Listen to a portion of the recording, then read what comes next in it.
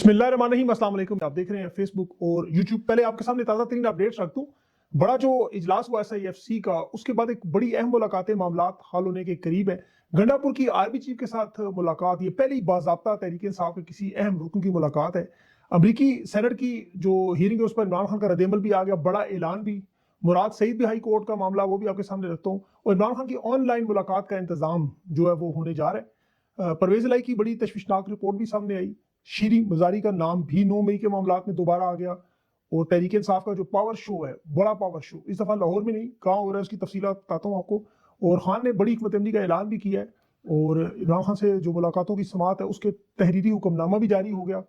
Senate की जो कल हियरिंग है उस साइफर के मुताबिक मालूमात तो आपने सुन ली, लेकिन उसमें दो बड़े अहम मामलात हैं जिस पर कोई ज्यादा गौर फिक्र नहीं किया गया। अमरीकी अहदेदार डोनाल्ड लू का बयान तो रिकॉर्ड पे है कि जिसमें अमेरिका ने बाकायदा तस्लीम किया कि अमेरिका ने पाकिस्तान को ईरान से ताल्लुकात पर वार्निंग दी, गैस पाइपलाइन का मंसूबा रोकने का हुक्म दिया, और जो हमला ईरान पे वो मामलात, अफगानिस्तान के मामलात, इसमें अमेरिका शामिल किया है। और उसमें सबसे बड़ी जो वजह है, बलूचिस्तान, ईरान और अफगानिस्तान और खैबर पख्तूनख्वा, ये निशाने पर क्यों है। मैं इसी की अगर आपसे तफसील शुरू करूँ यहाँ से तो आपको मामला समझ आ जाएगा।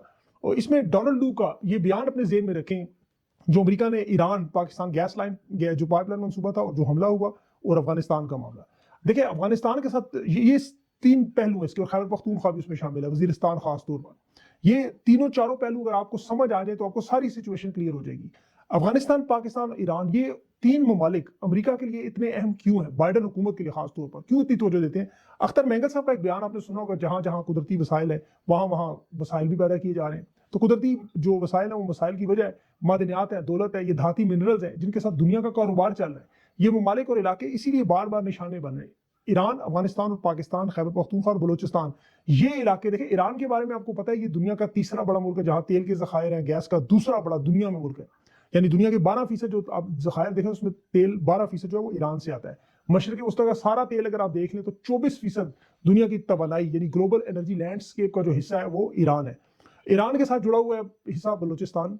अब बलूचिस्तान में सोना, चांदी, तांबा, लोहा, नमक, कोयला, क्रोमाइड, लिथियम 1600 का नहीं है, 1600 का नहीं। रेकोर्डिक के जखायर अलग, सेंडिक कॉपर गोल्ड माइंस अलग है। ये 16,650 बैरल तेल और कुदरती गैस वहां आलमी मार्केट में इसकी जो मालियत है वो $3 खरब से ज्यादा बनती है, खरब।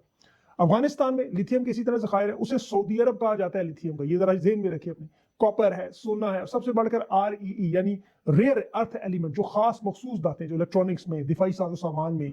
और इसके साथ साथ अफगानिस्तान जो दुनिया में आपको पता है पहले नंबर पर वहां जिंक है और यूरेनियम, जो कि न्यूक्लियर एनर्जी और टेक्नोलॉजी के लिए इस्तेमाल होता है, और ये बड़ी भारी तादाद में मौजूद है। इसके साथ वो जिंक है, लेड है, यानी जिसमें वो आप जस्ट कहते हैं उर्दू में, या लेड को सीसा कहते हैं। अब खैबर पख्तूनख्वा में देख लें आप, अब वहां सिर्फ 11 महीनों में कर्क से 8 लाख बैरल तेल निकाला गया, 65,000 मिलियन MCF गैस निकाली गई। और दुनिया भर में देखिए, अरब ममालिक में आप जाए ना, दुनिया में 10 कुएं खोलें तो तेल निकलता है। यहाँ पर हर 3 वजीरिस्तान में हर तीसरे कुएं में तेल निकल है।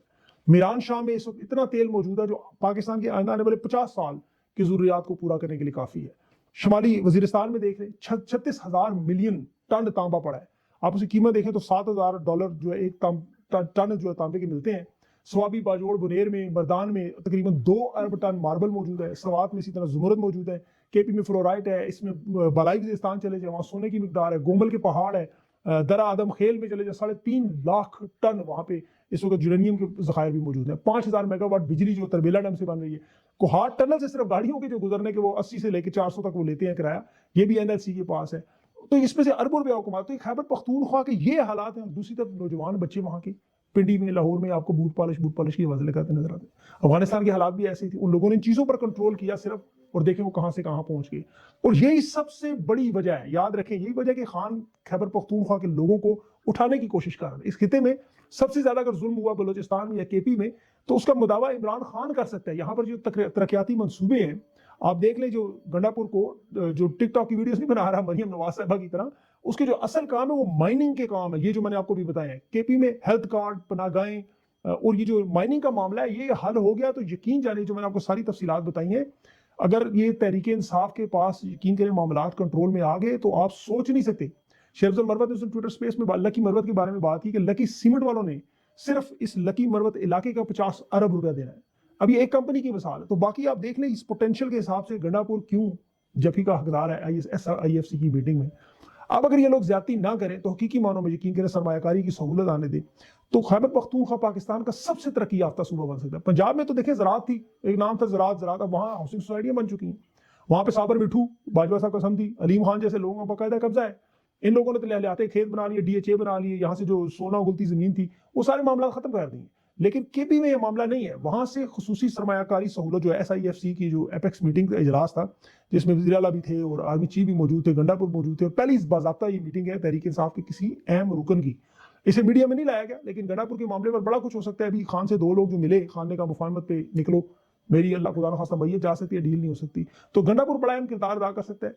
फिर शहबाज शरीफ की जो मुलाकात भी हुई, और गंडापुर की भी देखिए इमरान खान से मुलाकात होनी है, और इमरान खान केपी के हालात बदलना चाहते हैं, ये लाजमी सी बात है वहाँ के लोगों की। तो यहाँ पर मुफाहमत की बात कभी नहीं होगी। खान फतह मक्का के मॉडल पे बात कर सकता है, जनूबी अफ्रीका के ट्रूथ एंड रिकंसिलिएशन के मॉडल पे बात कर सकता है, मैंडेट वापसी की बात कर सकता है, हकीकी जमहूरियत की बात कर सकता है, लेकिन मुफाहमत नहीं हो सकती कभी।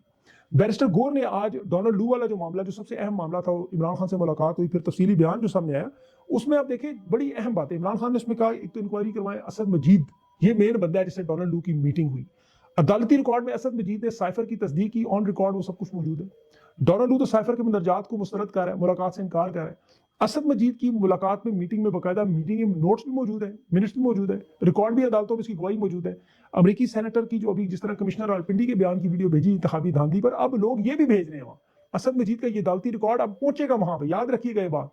और इमरान खान का ये जो मुतालबा है कि नेशनल सिक्योरिटी की मीटिंग को, इसके मिनट्स को, असद मजीद के बयान को, अदालत में होने वाली जो कार्रवाई है उसको, ये तमाम चीजें या तो सामने उनके लाएं या फिर सुप्रीम कोर्ट के जजेस पर जुडिशियल कमीशन बना के इसकी तहकीकात करें, दूध का दूध पानी का पानी हो जाएगा, सब पता चल जाएगा क्या हुआ क्या नहीं। साइफर की हकीकत तो देखिए खान ने भी एक खोल के सामने आ गई है। PDM हुकूमत का पहला बयानिया आप उठा के देखें, 1 साल तक ये लोग चीखे मारते रहे साइफर तो है ही नहीं। फिर उन्होंने राना सनाउल्लाह और नवाज शरीफ के ऑन रिकॉर्ड रिकॉर्डिंग्स मौजूद है, सोशल मीडिया भरा हुआ है, जिसमें वो कह रहे हैं साइफर आया, और फिर इस साइफर की बुनियाद पर उन्होंने दावा किया कि अमेरिका से ताल्लुकात खराब हुए।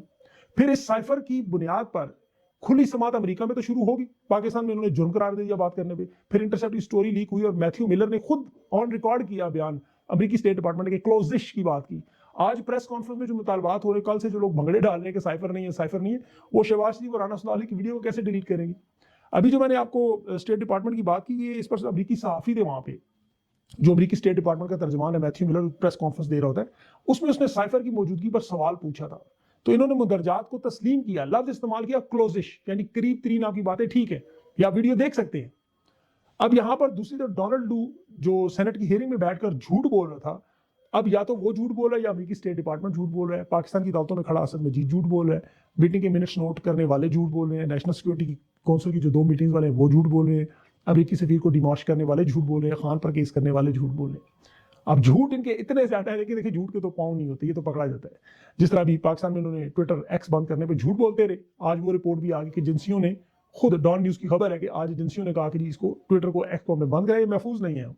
अब इसी सांस में आप मुर्तजा सोलंकी को देखें, वो निगरान नाजायज वजीर आला था जो PTV को करोड़ों रुपए के चेक कैश करा के चूना लगा के भाग गया, उसके बाद अता तारड़ बैठा हुआ है। फिर शहबाज शरीफ को देखें, नवारुल्लाह काकड़ कहता रहा, ये सब के सब झूठ बोलते रहे, बकवास करते रहे लोग कि हमने बैन नहीं किया तो चल रहा है, आप VPN लगाने की जरूरत नहीं।